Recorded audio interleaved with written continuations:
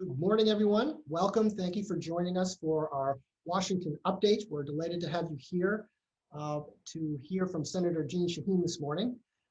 My name is Tim Sink. I'm president of the Greater Concord Chamber of Commerce, for those of you I have not yet met. And I do have a few announcements I'd like to make, just so that you're aware of some upcoming chamber events and things you may be interested in. You'll see a few screens on this, but I want to bring to your attention that the Concord Young Professional Network will be meeting on July the 14th to continue their wellness series. And this is taking place at Shara Vineyards here in Concord. And you'll learn about wine and you'll learn about the environment and how it has an impact on our wellness. So it sounds like a really cool and interesting program if you like wine and you like the environment. So July 14th. Then I want to let you know that on August 4th, we will be hosting our annual Funds for Education Golf Tournament at Beaver Meadow Golf Course. This is our only real fundraiser at the Chamber, and it supports the Capital Area Student Leadership Program and grants that we provide teachers in schools throughout the region. So a great cause, a fun tournament, August 4th. Then I want to let you know that we are reconvening our face-to-face networking events, Business After Hours, our first face-to-face Business After Hours since March of 2020. And this is taking place at True by Hilton Concord Hotel in partnership with T-Bone's Restaurant. So that will be really some great hospitality, August 10th at 5:30 p.m. And then last but not least, you'll be hearing a lot more of this going forward, but we are working on Capital Arts Fest for the weekend of September 24th, actually through 26th. It begins Friday evening. This is a gathering of more than a dozen participating cultural organizations for basically a two-day cultural fest in downtown Concord and surrounding areas. And the League of New Hampshire Craftsmen will be hosting a large crafts fair. We've got tons of different musical performances, dance, demonstrations, food, drink, and it's really going to be a showcase of Concord as a cultural center. So mark your calendars for that weekend, September 25th and 26th, and you'll hear a lot more about that. Just a little bit of logistics going forward. There will be an opportunity for you to ask questions. If you go to the bottom of your screen, you'll see a Q&A button. You click on that and you can just type your question in. I will moderate that Q&A at the end of the senator's remarks. And you can either enter anonymously or you can put your name on there, whatever you're more comfortable doing. But I will get to as many questions as we can. And also let you know that this event is being recorded and the recording won't be available immediately. It'll be available next week on our website. And all the events I mentioned, if you'd like to register, they're all on our website. So with that said, we're very grateful to Dartmouth Hitchcock Concord for sponsoring this event. We can't do events like that without the support of organizations like Dartmouth Hitchcock Concord. And we have a number of folks from the organization joining us today. It's my pleasure to introduce Dr. Maria Padin. Dr. Padin is Dartmouth Hitchcock Chief Medical Officer, Southern Region, and she will do us the honor of introducing Senator Shaheen. So, Dr. Padin. Thank you, Tim, for that introduction. It is my pleasure to welcome Senator Shaheen to the Greater Concord Chamber of Commerce Washington update. Senator Shaheen is serving her third term in the United States Senate and is the first woman in history ever elected as both a governor and a United States Senate. Senator Shaheen is a tireless advocate for New Hampshire and Washington, sitting on the Armed Services, Foreign Relations, Appropriations, and Small Business committees. She is a true public servant who has dedicated much of her life to serving the citizens of our state. Prior to her election to the United States Senate, Senator Shaheen served for 3 terms as governor of New Hampshire and before that as state senator. Senator Shaheen is a champion for New Hampshire families, and we at Dartmouth Hitchcock Health appreciate her work to ensure that everyone in New Hampshire has access to affordable health care coverage, as well as her work to address the opioid epidemic, chronic illnesses, and especially diabetes.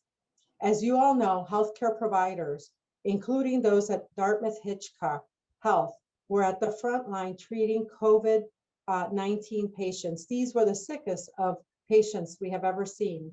Senator Shaheen's support as we took on the pandemic was very much appreciated.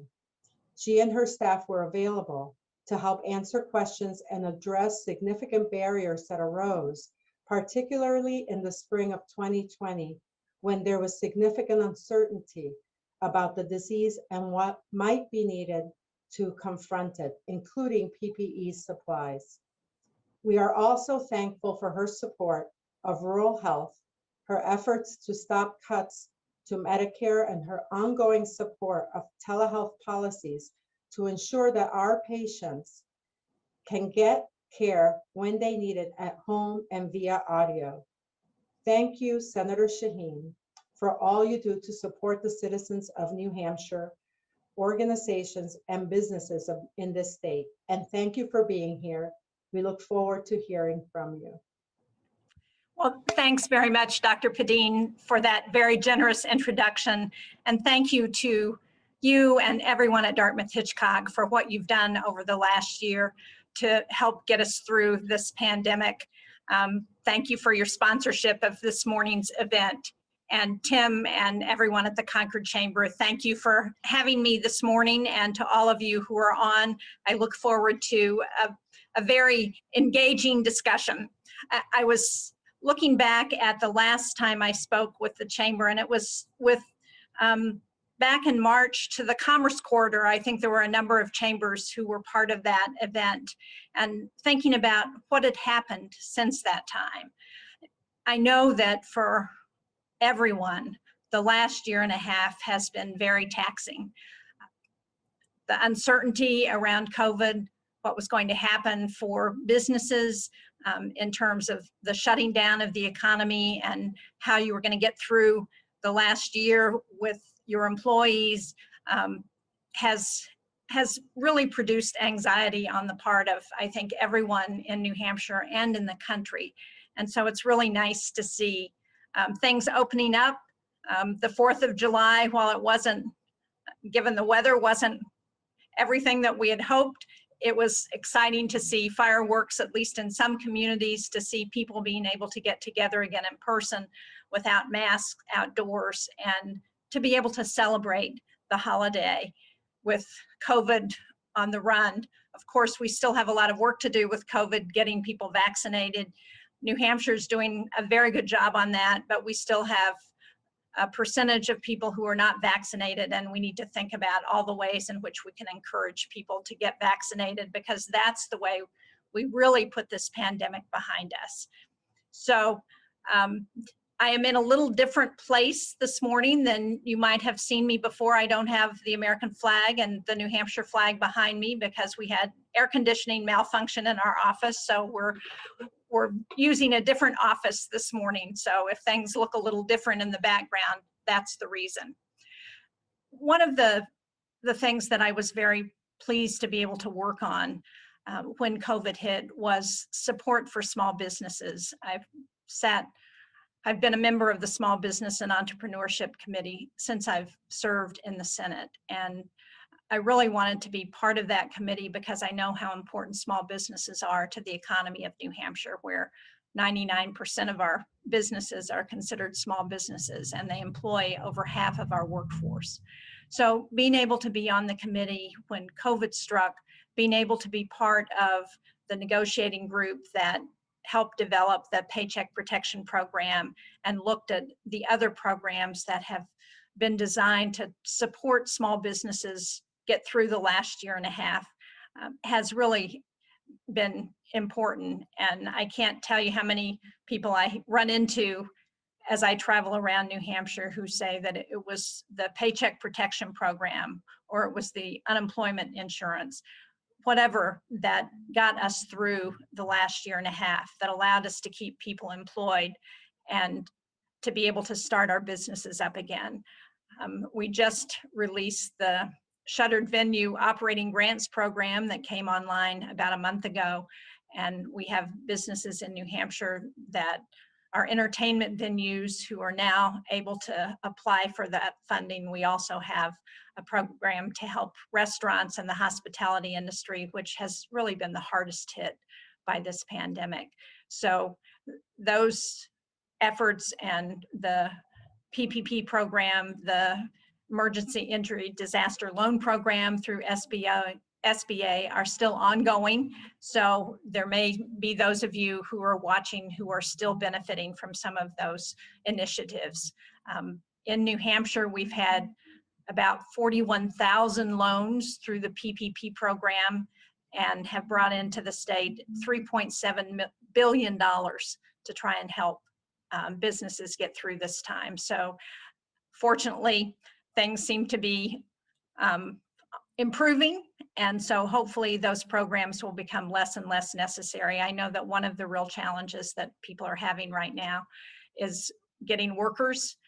Everywhere I go, that's been a huge issue. And so thinking about what more we can do to try and encourage people to get back into the workforce, helping with childcare. I was visiting with a woman last week whose family, she lost her job because of the pandemic when she lost her childcare. And so she is one of those people who wants to, she's gotten back into the workforce, but we have lots of particularly women who have dropped out because of the need to address their family issues. And we need to make sure that our childcare providers can continue to operate. We need to make sure that our schools can go back in full force in September and make sure there's a safe place for our kids where they can learn. So that's one of the things that we continue to work on as we look at efforts that we have done since, excuse me a minute, my allergies are bothering me at this time of the year. But as we look at what else we need to do to try and get people back to normal and get through this period, I was thinking about what we had done in the Senate since I saw you last in March. And I think at that point we had just passed, or we were about to pass, the American Rescue Plan to send significant additional funding back to states and local communities, including counties and towns, so that those communities had the benefit of funds to help them address their COVID expenses. We also passed something called the Endless Frontiers Act, which is an effort to invest in the science and technology and the innovation that we need in this country to keep us competitive.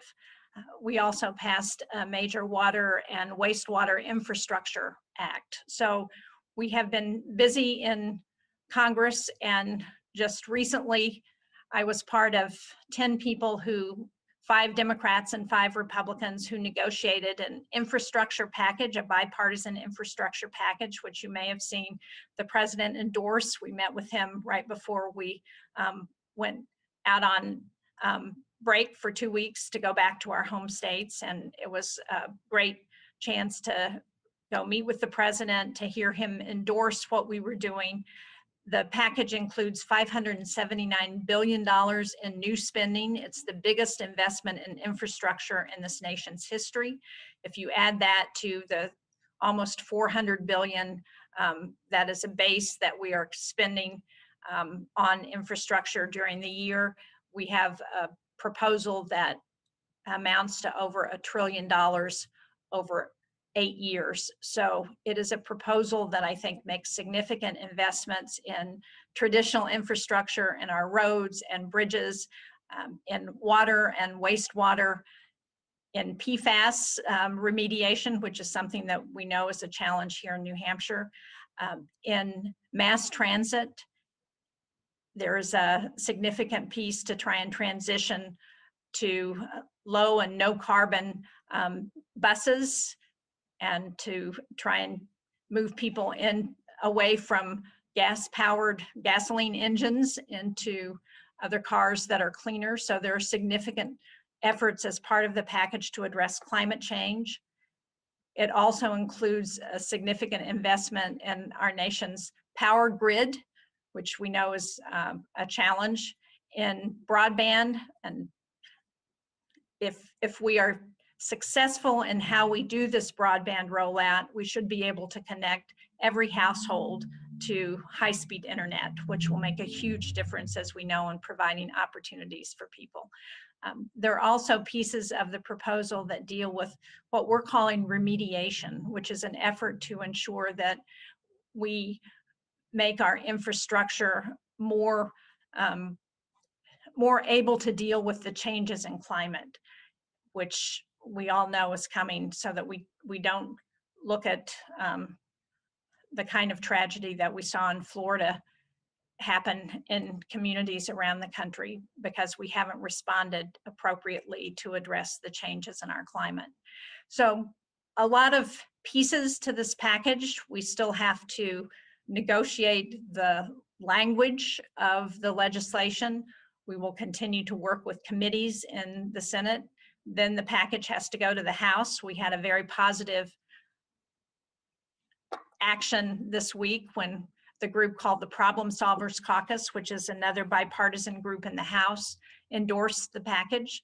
So we feel like there's some momentum behind it with the White House, with the House Problem Solvers Caucus, with 22 now bipartisan, 11 Democrats, 11 Republicans who have endorsed the package. So we hope that that means we can get it through, or something close to what we've proposed through the Congress. We expect this proposal to go to the floor sometime the week of July 19th. So we're on a very expedited schedule to try and move this along. You have heard probably some discussion about, in addition to what I call the build economy on infrastructure, what President Biden has called his American Families Plan, which focuses more on the caring economy. So childcare, home and community-based services, education, some of those investments in people that we need to do if we're going to continue to be competitive. So that is moving on a separate track. We haven't yet seen a proposal come out of the Budget Committee. We've seen sort of an outline from Senator Sanders, who chairs the Budget Committee, but we haven't really seen a negotiated package out of the committee. So we expect that to be coming forward as well. So I think we'll see both of those proposals moving at the same time, and hopefully we can get support to do both. So let me stop with that and recognize before I close that on this call, in addition to Sarah Holmes, who's my state director, who's in the office here with me today, Chad Crackmeyer, who's my chief of staff in Washington. I have Michelle Cota, who I know that many of you know because she has worked so well over the last year with small businesses in New Hampshire, and Robert Henson, who's on my staff in Washington, who also works on small business issues. So we are all prepared to answer your questions and to hear your thoughts. And I appreciate the opportunity to talk with you today. Thank you for that update, Senator. And we do have some questions, and I would like to kick it off if I may. Sure. You were very instrumental in helping secure transportation funds for the redevelopment of downtown Concord a few years back. And those investments have really paid tremendous dividends for the community at large. So we're entering another phase here, and this is relevant to the infrastructure planning that's taking place. The redesign of Interstate 93 going through Concord likely could have as much or more impact on the city of Concord than the redevelopment of downtown did. Where the city and the chamber is working with DOT, but DOT's thinking really has more to do with getting cars safely through Concord and not some of the other issues that the community is really interested in. Things like access to the river from downtown, improving the image of downtown Concord from the highway, the redevelopment of the Stickney Ave and Store Street areas. These are crucial issues. So this really isn't a question, but just I'm sure this is on your radar screen, and I just wanted to emphasize the importance of that project, that we look at this more creatively than just widening, putting a couple of extra lanes in the corridor. Yeah, thanks, Tim. I think more and more we're figuring out that our transportation planning has to be about more than just getting cars from point A to point B, that there are a lot of other things that go into that kind of planning, as you point out in the city, giving access to the river, the whole issue of, there is actually a special line item in this infrastructure package that deals with reconnecting communities, because it's one of the challenges has been highways that split communities in half and make it harder for people to connect with each other. So there is an effort to look at that. I would also, there's also a piece, an increase in funding for what started out as the Tiger program and then became the Build program, which is where the funding for downtown Concord came from. And there's an expansion of funds for that. There's also a piece in this proposal that is called funding for projects of national significance that I think will be more flexible funding to deal with some of the more interesting proposals for how we deal with transportation. And I would remind you and everyone that under the American Rescue Plan, the significant dollars that came to local communities, to the state, have a great deal of flexibility. Now, they are supposed to be connected to costs of COVID, but there's real flexibility there to invest in infrastructure to help support industries that may have been hardest hit by COVID in communities. So, and those funds go to the counties as well. So I hope that as you're thinking about how can you put together the funding for the kind of projects you're talking about, that you're looking at those funds and thinking about how best to spend them. The other thing I would point out is that this year, for the first time since 2010, Congress is doing congressionally directed spending again, which is also known as earmarks, which are particular projects that may not be able to fit into current formulas often. And so our staff has been going through those requests for congressionally directed spending. Now we've had, I think, almost 300 requests for about $650 million in projects. So obviously all of those aren't going to get filled, but it's another reminder that there's another opportunity to look at potential funding sources, and people should think about that as you're thinking about what you want to support and planning for those kinds of projects in your communities. Thank you for that. That's very helpful. We will certainly look into that.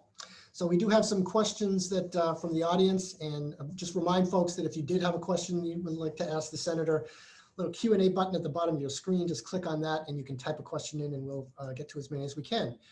The first one, welcome Senator Shaheen. There are still many theaters in New Hampshire waiting to hear on the outcome of SVOG. I guess that must be safe. That's the Shuttered Venue Operating Grants, yes. Okay, so SVOG applications, including Capital Center for the Arts, and you may have guessed this is from Nikki Clark, this question. Do you have any insights as to why this is taking so long? Theaters really need this funding to reopen and ramp up operations, and we truly appreciate your support for the arts.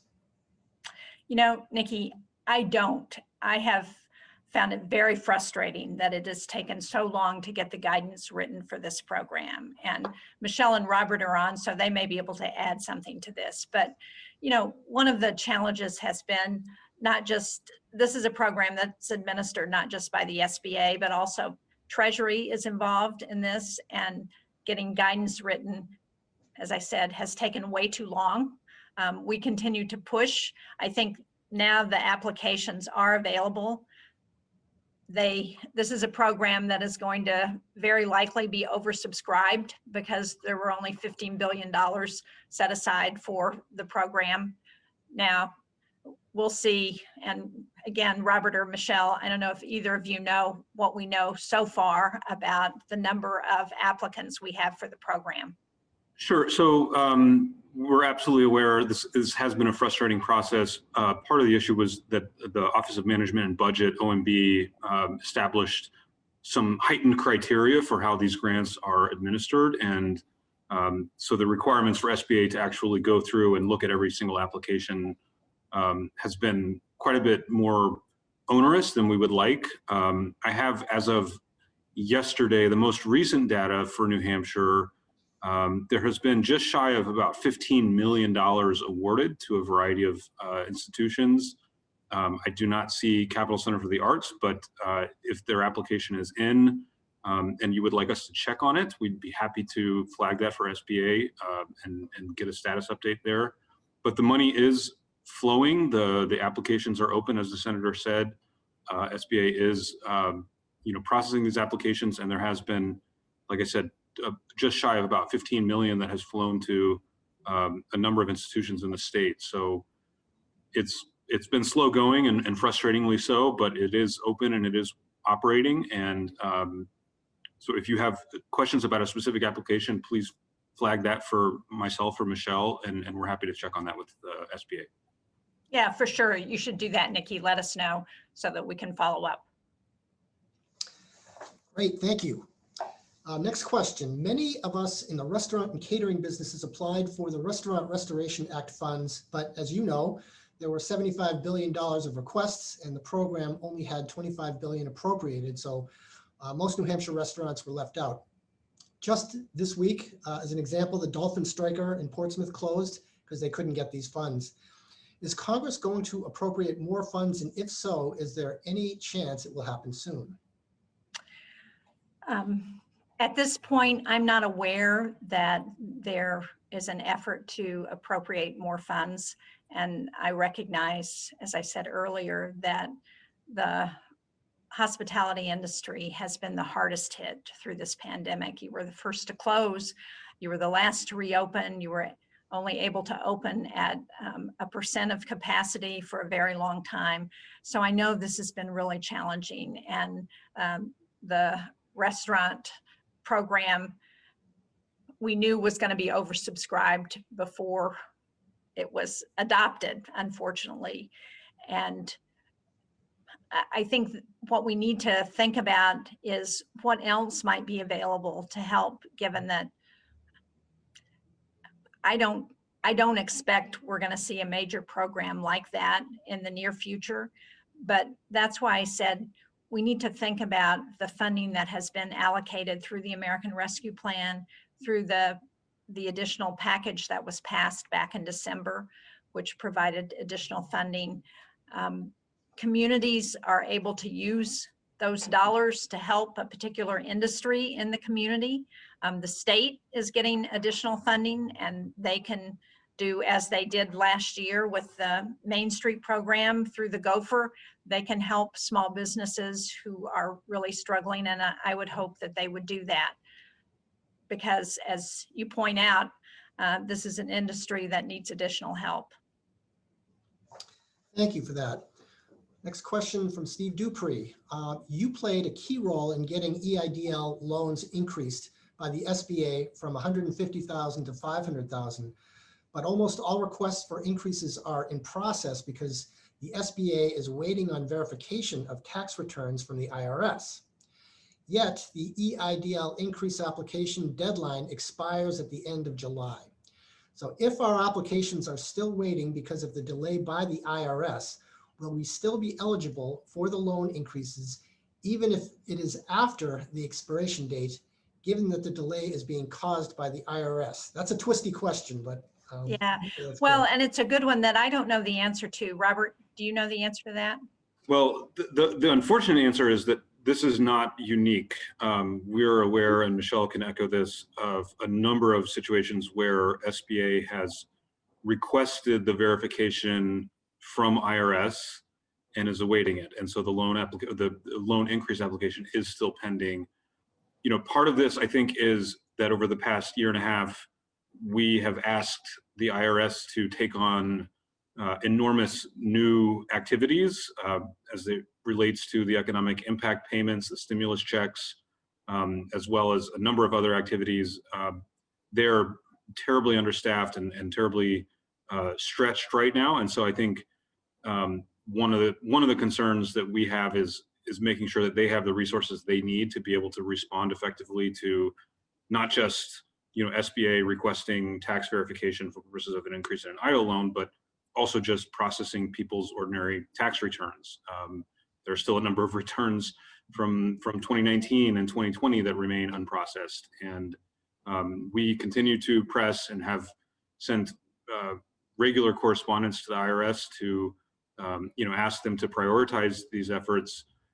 As far as the specific nature, Steve, of your question as to whether if the application is still pending at the end of July and SBA is still waiting for verification from IRS, I don't know the answer to that question, but we can try and find that out. But I will say this, if you have an open application for an EIDL increase and you have been assigned, and Michelle can attest to this as well, if you've been assigned a loan specialist at SBA, they are working on your case, they are monitoring it, they have benchmarks that they need to meet as well. And so that's a positive sign, and that's, would encourage you to be in regular touch with your loan specialist at SBA to make sure that they are continuously, bugging IRS about getting that tax verification data over to them. But as always, if there are specific situations where you're concerned about the status of your pending application, please let us know, because we can do our best to try and reach out to IRS or SBA or both to try and get a response. Although again, I will emphasize they're not as responsive as we would always like, unfortunately.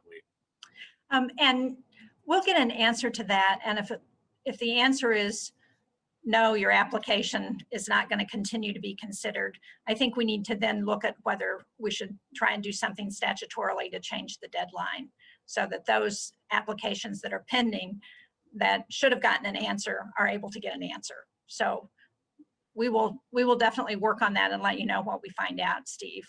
I want to speak to the other issue that Robert's raising about the IRS, though, because it has come up in the discussions that we're having around the infrastructure package. You may have read, if you're really into the weeds, you may have read that one of the things we're looking at and how to pay for that package is whether there is a tax gap between what the IRS says is owed and what is collected. And one of the efforts that we are looking at funding is additional funding for the IRS to have the personnel that they need.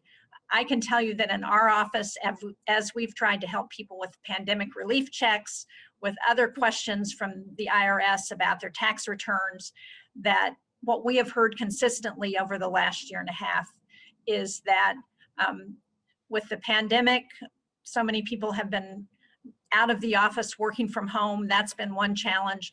They don't have enough staff. They don't have enough taxpayer advocates who can answer questions even. And so we need to get some more personnel in there. And I know there are some concerns that people have who say, well, if you get more IRS personnel, then they're going to come after my business. Well, it's our responsibility to make sure they don't do that unless there's a good reason to believe that you're avoiding paying your taxes. So I don't think that's the answer to having a functioning IRS that can do the job that we need to have done. Okay, next question. Senator Shaheen, what are your thoughts on the affordable housing and homelessness initiatives in the American Jobs Plan being supported? What is the status of funding rental subsidies to be considered in the Build Back Better infrastructure package to ensure that people living in the lowest poverty level can afford the housing development that federal investments are set to support? Well, as you know, affordable housing has been a huge issue in New Hampshire for a number of years. Sadly, it was an issue before COVID. COVID has exacerbated that. We included significant dollars in the CARES package and in the packages since then to try and help with both rental assistance and mortgage assistance. Right now, there is $40 million that's coming to New Hampshire to help with mortgage assistance, and the state is working with New Hampshire Housing Finance to get a program that's up and running that can actually accept those dollars. New Hampshire Housing Finance is running the rental assistance program as well and doing a good job. That was done by the community action agencies over the last year. There was funding from rental assistance that could have been rolled over from that program. The state chose not to do that. I'm not sure why. You should ask your state representatives and the governor about why they chose not to roll over that assistance. But there are significant dollars. We need to make sure they're going to people who can benefit from those dollars. And one of one of the concerns that we had heard was that tenants were able to get funding, but they were not paying their rents from their landlords. That's an effort we tried to address with the December package to help with the pandemic, so that landlords were involved in that conversation. It's worked well in some cases, not so well in others, but there is that provision there to try and ensure that if people are getting the rental help they need, then they're actually using those dollars for rent. And so we need to continue to look at that. We also need to look at additional support for housing and for those contractors who are building affordable housing. And I think that will be a continued issue that's under discussion as part of this new infrastructure package. So just a couple of follow-up comments, one from Nikki Clark, thanking you, and she will definitely follow up with your staff regarding SVOG. And the other comment from Steve Dupree, hoping that Commissioner Shaheen will share the same thoughts that you did in terms of Interstate 93 being more than just moving cars, that there are other issues as well. But that brings us to a conclusion of the questions that I have here. I don't know if you've any further comments, Senator? Or? No, I hope that I hope people are seeing business improve. I know right now our unemployment rate in New Hampshire is below 3%. And as I said, I think that's been challenging, particularly for many of our seasonal businesses because of the limited number of H-2B visa workers that we've been able to get. And we've been working on that in our office to try and address that concern. We will continue to work on that and continue to look at ways that we can be helpful as we're trying to get our economy moving again to ensure that we can be competitive. So thank you all very much for all of the work that you're doing. I could also talk about some of the work that I've been doing in the international arena, but I know that what people are more concerned about is what's happening here at home and how we ensure that the economy comes back, that people can go to work, that there are opportunities in the future. And so that, of course, is our priority. Well, there was one follow-up question, or one final question, relative to the proposed extension of the MBTA commuter rail to Concord, Manchester, it looks like. But so the question has to do, what are your thoughts on that? And given the increase of telework, do you think there'll be sufficient passenger service to justify an extension like that? You know, I started working when I was governor, trying to get an extension up to Nashua, working with the state of Massachusetts, because we thought that was the most likely leg we could get done. And the challenge at that time was the matching requirement that New Hampshire had to put in, and a reluctance to put funding into rail. There will be additional funding for mass transit as part of this infrastructure package. Now, because the legislation hasn't been written yet, I can't tell you if there might be funding there that would help with the extension up to Manchester. I think we will definitely see the way people work. We will see more people teleworking, but I also think as time goes on, people are going to want to get back into the workplace, because there is, I mean, it's just like doing this talk today over Zoom. I would much rather be with all of you in person, because there is an energy and a creativity that occurs when people are together and working together, and you can bounce ideas off of each other. And working together has a benefit that you don't get it the same way when you're working alone. So while it's nice to be able to telework more often and to have that flexibility, I think in the long term, that's probably not going to be the way everyone's going to work in the future, because people are going to want to get back to work in their offices. They're going to want to get back to join their co-workers, and because of the creativity and the synergy that exists there. I couldn't agree with you more, and I'm looking forward to that, getting back to normal within this organization. We're heading in that direction. Yeah, me too. So again, Senator, thank you so much for taking the time to be with us today. We really appreciate the updates and the answers to our questions. And we're also grateful to Dartmouth Hitchcock Concord for sponsoring this event. And we will keep the lines of communication open with you, Senator, and because we have to work together on so many different issues. Right. Well, thank you so much, Tim. Thank you to everybody for joining us. Thanks, everybody, for joining us, and we look forward to seeing you at an upcoming event. Thank you again, Senator, and thank you again, Dartmouth Hitchcock.